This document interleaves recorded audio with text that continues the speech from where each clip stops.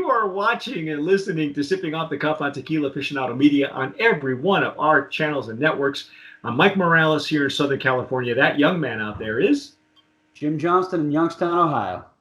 Jim and I flipped over the Blanco version of this tequila. This is Azteca Azul. Okay, this is the Reposado version, which, again, we were looking off camera. We were trying to find some information as to how long it's rested and things like that. I didn't get a whole lot of information from the website. If there's no website that we can tell, Yeah. and there's no information on Instagram, which is where we found them. But when they reached out to us, it turns out that they are a stablemate of Maracame Tequila, which 2 years ago blew away the competition at the Brands of Promise, our Brands of Promise Awards, and just every category. It was just a stellar tequila. So when I found that out, I said, yeah, send it to me, would you? And we got lucky. We got a couple of bottles. So we're going to taste and dissect this Reposado. I don't see that we have any information on how long it's rested, but if it's any indication from the Blanco, we were just impressed as hell, especially by the price point. You know, the quality versus the pricing. Yeah. I'm going to pour mine into a Glencairn. Now, see, the label on this one does make it look a little darker, but this is like a pale straw color, I think. Yep. And let me cork my bottle here. And I have not had any of the Repo. I did have some of the Blanco because I was intrigued, having known what the big brother of this tequila was like, and the quality. I was really anxious to try the Blanco because that's normally how you tell the quality of an entire line, is by the quality of the Blanco first. At least I do, anyway. Wow, nice string of pearls. Yeah, got good body on it. Very similar to the Blanco. I don't. So far, it's reacting the same way.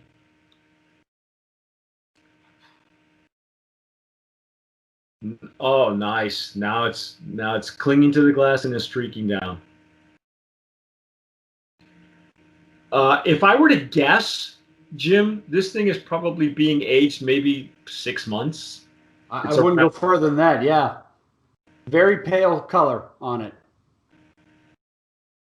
and probably it's just enough to round out the edges of the Blanco. And not that the Blanco needed rounding out, but the Blanco had a lot of that great pepper that we're familiar with. The distillery and probably the estate, the property that they grow their agave is in Arandas. I'll give you more info once we dissect it here, because I know we could talk stats and stories all day long, but we need to find out what this. Oh, whoa. There's a beautiful combination of bright citrus and barrel on this thing. Yeah. And that herbaceousness is mellowed into a little just bit of a baked spice now. Yeah. Oh, there's a little caramel, a little honey on this side. Yeah, the sweetness has gotten a little bit more natural sugar on it than the citrus sweet on the Blanco. Right.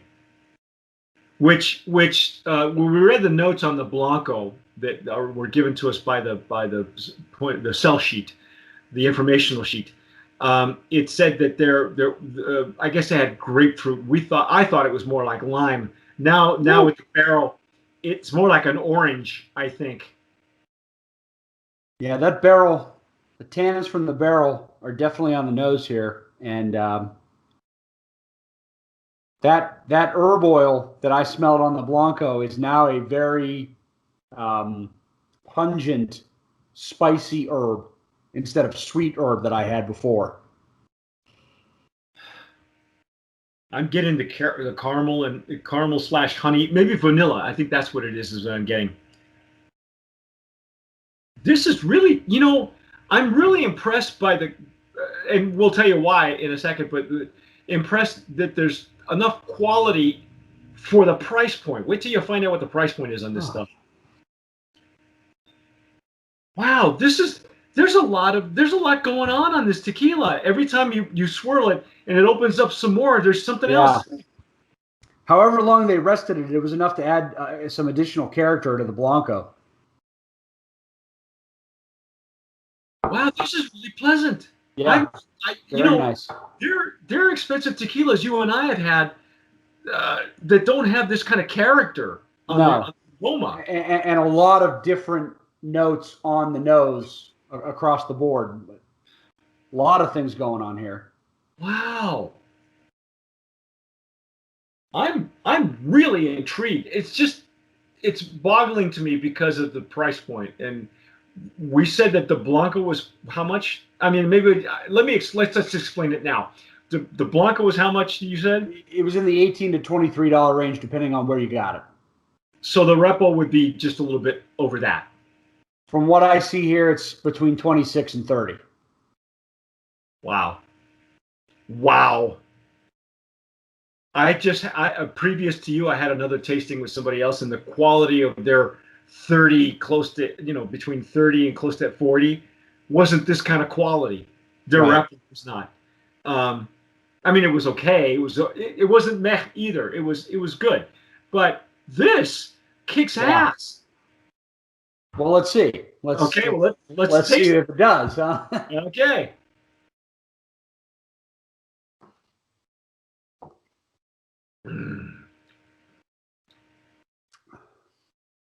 Wow.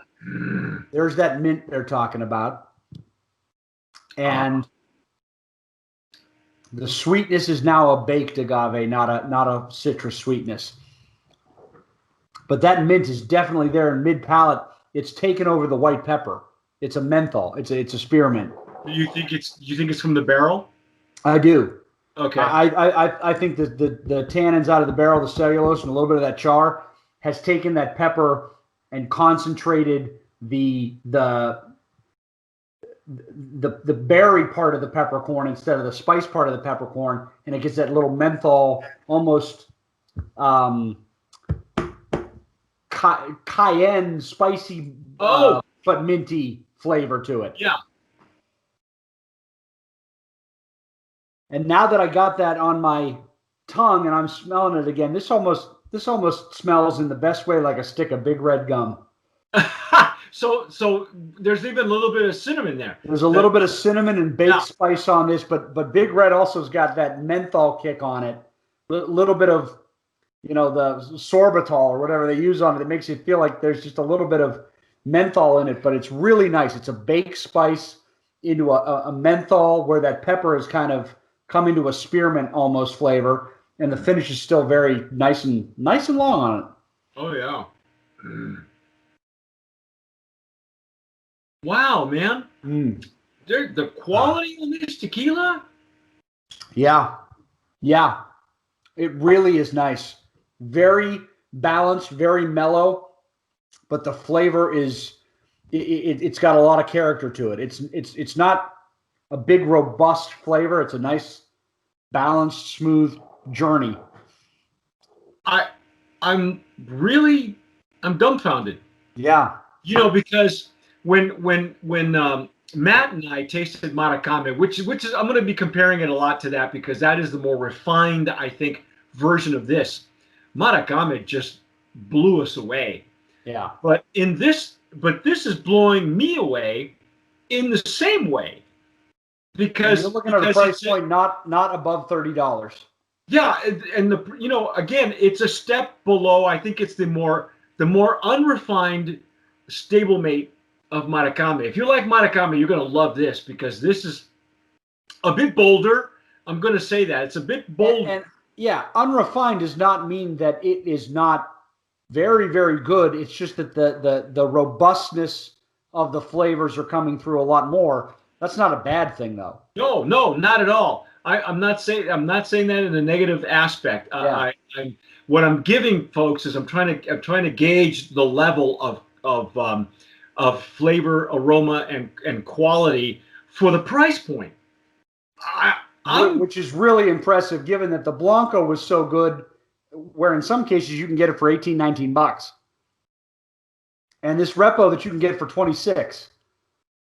back up the truck. You know, again, I'm just going to go brand of promise nominee. Absolutely. Absolutely. And again, also in the value category, because if you can find this tequila, now again, they didn't waste a whole lot of money in the labeling. Let me read you a lot of the information here, just so we round out that info. The distillery, the gnome number is gnome 1456. And that's a long name. I think I may have mentioned it already, but I'll just. It's Casa Tequilera Dinastía Arandina. That's a mouthful. There's only. Wait a minute. The gnome on the Repo and the gnome on the Blanco are different. Wait a minute. That's true. Thank you for catching that. Okay. Wait a minute. 1456. Okay, boys and girls, we're going to take our handy dandy gnome list, and I'm going to go find this thing.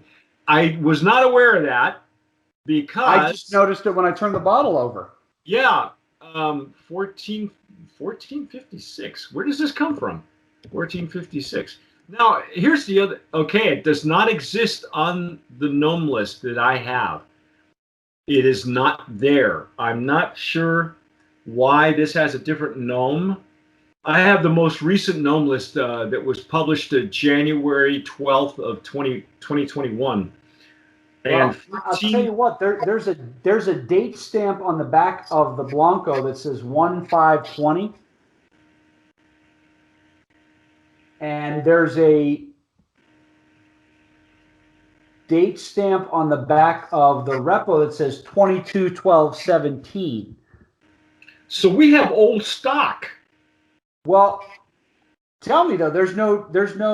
Is that one the 1st of May 2022, or is this the 22nd of December 2017 on the Repo? Where are you looking at? Oh, there it is, right under the label by the neck. Okay, Lote 006. It is December 27, 2017, because it's the international way of so the Blanco is newly produced, so we have old stock from the old distillery. Okay, let's do some diving here. I know I gotta say, the juice did not show much character change. No, that's what I'm saying. Yeah, it's very noticeable that this is derived from the Blanco. Yeah, so I'm not. That's interesting. I'm glad you caught that, because the labeling is the same. It still tells you that it's hecho en Arandas, Jalisco, with Rancho El Chilarejo, if I'm pronouncing that correctly. But and the distillery name is different. Produced and bottled by Tequila Supremo. Tequila Supremo. Now, again, these things are not uncommon. It's not uncommon to have a brand that is produced in two different distilleries under two different gnomes. See, here's the thing with the gnome list, ladies and gentlemen. The Tequila Supremo is not on this current list. I may have to delve into the old list to find where 1610 was. And I can do that, but it might take us a little bit more time. Here's what I will tell you. The gnome number, what it denotes, isn't necessarily where it's produced. It only denotes where the juice was bottled. Some of these tickets will say produced and bottled, okay, and that's okay. But generally, the rule is that Tequila Supremo is 1456, and I found it in the 2017 gnome list, one of the 2017 gnome lists that I have in my computer. Okay, and I can see that Maracame is also produced there, and then when you look up 1610, both Azteca Azul and Maracame are in 1610. They must have moved the bottling operation here, because some of these brands are unfamiliar to me, and some are familiar. For example, I see. One of them is Camarena. Camarena, that's the 1456. Yeah. Okay. So that's why they moved.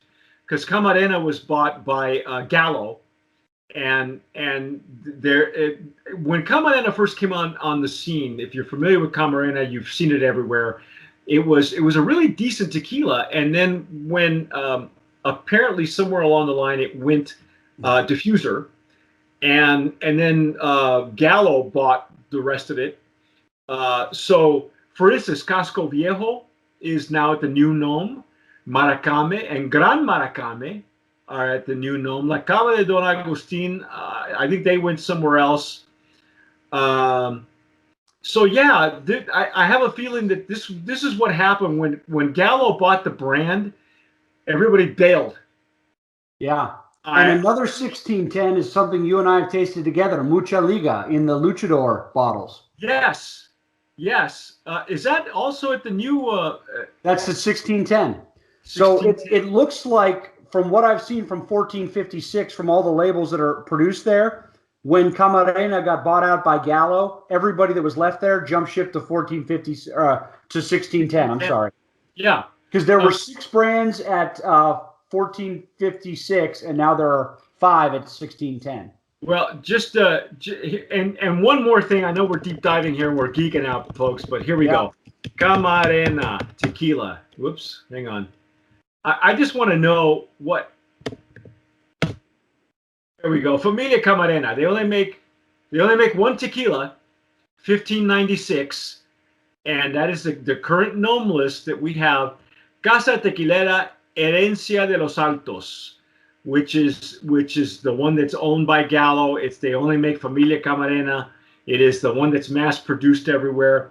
But what's interesting is that on the NOM list, the next number up, if you go up the NOM, is 1610. So, yeah, I guess that's what happened. They had to move because that's the way it works in the tequila world, folks. So I was going to say, it's not uncommon that you'll find different expressions made at different distilleries. That happens a lot because, again, the NOM is not necessarily where it's produced, but it's where it's bottled. And I would say, so the ticketing and the bottles were old stock. Right. But apparently the formula and the method of making it is still the same, because there was virtually just another layer of complexity to the Blanco that was already there with Azteca. Yeah, I think the juice and the production are very much the same. I just think that they switched their bottling operation once Camarena got bought out, because it looks like everybody that was there followed them. Yeah. Just to see how they and it's still Global Beverage Team, which is the importer. This labeling is so light, I have a hard time reading it. But product of Mexico. Virtually most of these will never say. Some will say, if they're proud, they'll say produced and bottled at. It's not a law. All they have to have really is the NOM number. That's it. Right. And so, interestingly enough, too, I can see on the map that Google shows me, the distance is a half a mile. So they're in the same neighborhood, basically. Right. And what I'm assuming happened here is Camarena got bought out, and that became Camarena, and then everybody else had to find a new bottling area, and they went down the street, because it looks like they picked up all the brands that didn't get purchased and just moved them to the new NOM. Or it could have been the other direction. Gallo's a big or one. They made their own and moved it down the street. But exactly. Yeah, and they didn't want to move too far, because they're probably using the same style of agave anyway. Although we know now the quality of Camarena is just, it's mass produced, and it is just it's diffuser tequila anyway. So there you go, folks. That's what happened. The quality tequilas stayed, or the big name tequila moved and said, we're gonna take our toys and go play in our own sandbox. And that's what happens.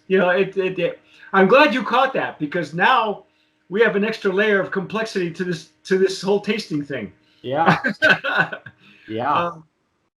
You know what? And like I said, when Camarena first came on the scene, it was a big deal.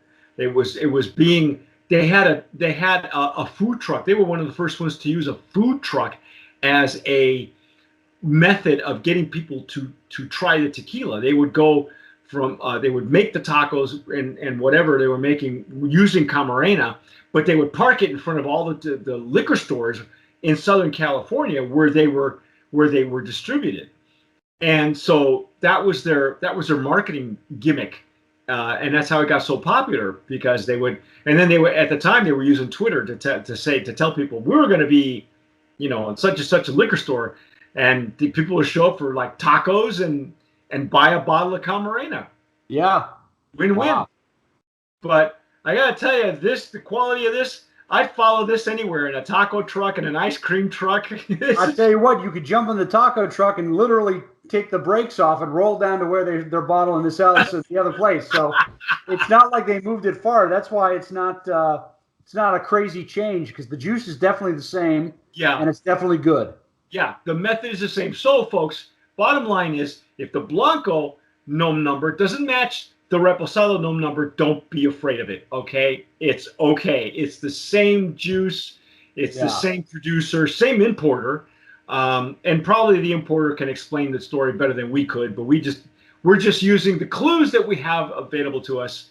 And, you know, the butler did it with the wrench. That's how it worked. Yeah, this looks like a driver and a 9-iron from where they used to be. It's not a big deal. Lastly, let me read you the flavor notes, and we'll sign off, because we've been. I knew this was going to go deep. Oh yeah, but I got to tell you, the quality of this juice deserves to get a little bit more love. The Reposado is, again, 80 proof, 40 ABV, intense aromas of oak and sweet cooked agave with notes of honey. I got the honey, vanilla, and nuts. You got some of the nuts. You got nuts. Little almond. The taste is soft, sweet caramel flavor with notes of almond, chocolate, oak, and citrus. Didn't get the chocolate, sorry to say, but I got everything else. This is probably the most accurate notes I've ever read. Yeah. From a tequila. There are tequilas with, you know, supposedly higher quality, higher price point that don't have the flavor notes are not even close to what we're picking out. You know. No. This is it tells me they know their juice well enough that even in a move in the last couple of years, nothing has changed. The quality has remained. The flavor profile transfers. So I would imagine that gnome change is just who's dropping this stuff in the glass bottle. Yeah, exactly. Again, it's getting done exactly the same way till it gets put in the bottle, and it shows. Well, that's why it leads me to believe, knowing what I know about what happened to Camarena, that basically they built their own distillery and moved their stuff, and everybody else stayed the same. Yeah. But the numbers had to change, and you know, you petitioned the CRT for a new gnome number, because the old brands don't want to be associated with the new brand either. And probably a conglomerate like Gallo said you can't be associated with. You're right, and so they, you know, could be Gallo said, I want my own gnome, and that's okay. Clase Azul is doing the same thing. They built their own distillery, and I'm sure that'll pop up on the gnome list sooner or later, and they'll have a separate gnome number. That's just you know, they hand out gnome numbers like like we hand out candy. So right. Or cigars at a new birth or something. Anyway, that's our take on Azteca Azul. I love this tequila. You could probably find it all over Chicago and Illinois. I'm sure. To start with, I think this would be, you know what? We're talking on camera about the controlled part of Ohio. I think this would be a valid tequila to include. You know, and Jim's very well connected, apparently. I'm just learning that now. But anyway, that's our take on Azteca Azul Reposado. I love it. It's a Brand of Promise nominee in not just the Reposado category, but also in the pricing category and value. I'm Mike Morales here in Southern California. That gentleman out there is Jim Johnston in Northeast Ohio. You have been watching and listening to the mysteries of Sipping Off the Cuff on Tequila Aficionado Media on all of our channels and networks. If you're watching us on YouTube, please subscribe, hit the notification bell, give us a like, tell us what you think if you've had it. If you're watching us in Illinois and you like this tequila, tell us about it. If you're listening to us on iTunes or Spotify, please download that and subscribe. But whatever you do, tomar sabiamente. Sip wisely.